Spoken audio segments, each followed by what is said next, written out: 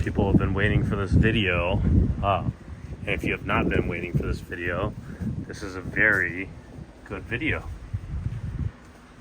As you can see, this is just some maintenance for the Tacoma that I'm going through here, but everything is kind of off the front. So I'm just gonna go over some things that are required to be done if you're putting an LT kit or you off-road your truck very aggressively. I had to put a new AC condenser in. Can you believe it came out of the box like that? Luckily, there's no like seals that are broken or anything like that. There's no leak, but I tested it out. I didn't want to return it because I waited 2 weeks for this, and I've been really pissed that I can't drive this truck. So it had no leak. I have a warranty on it though, so if it does leak, it is what it is. I'll just send it back. All right, so you can see here, this is where the headlight goes. This is my solution. I sell these. Now, if you don't want to buy it from me, I 100% am totally cool with that. Just make it yourself. It's pretty simple. You have a grill support bracket and a headlight bracket. What are these for? A, to take all of the stress, probably 70% of the stress off the tabs, because these will break. There's only 3 mounting points on a Tacoma to have, well actually 4, to mount your headlights, and I've snapped these multiple times when I go off-roading. It happens, right? You can see how much pressure these headlight brackets have. Look, it's actually floating, right, from all the pressure. You can see, so it's sitting really high and flush. So what this does, if your headlight tabs break, or this piece here breaks, your grill will droop and your headlights will droop. It's all one connected system. So you see this grill bracket is attached to the headlight, right? It's the headlight sitting on this because this plastic piece is supposedly supposed to hold up your entire grill. It's bullshit. Because like, this is broken on me multiple times. Look how much work I've had to do. And just to make this work. It's all welded, right? But this takes all the stress, this does, off this piece of plastic that holds the grill up, and it gives you a 100% flush line with the hood line, and your headlights will sit up again and your tabs will never break. It's so simple. You just grab some metal, you bend it, right? Look at that angle. I don't have an exact angle, but it's pretty much 90 degrees angle, a little high. You see the angle here? That way when the headlight rests on it, it kind of like sits on it like that, you know? But it's angling it up.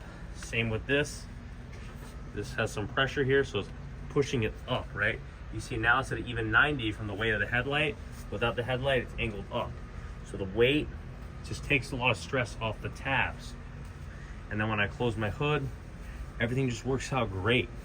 It looks really good, and everything is very secure. Because I hit whoops, and it is no joke. I'm always literally, I get out of the truck and I'm always like, oh my God, my headlights came off, you know? They never have, ever since I've done this. And yes, my headlights have completely fallen off. My grill's fallen off. I've learned from my own mistakes. If you pre-run, all these things are required.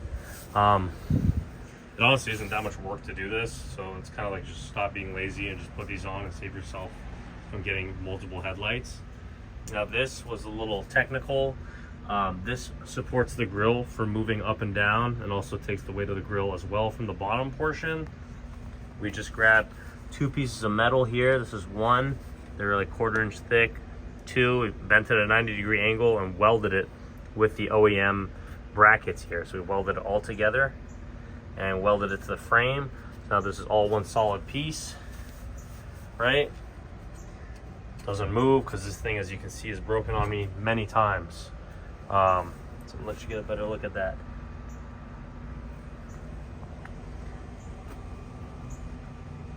Look at that, yep. A lot of welding when you have a pre-runner.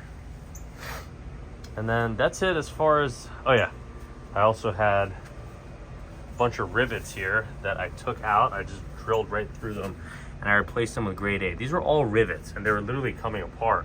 So I just drilled through, I put grade 8 bolts in here. Everything has the thread, the blue thread, whatever it's called, the freaking paint.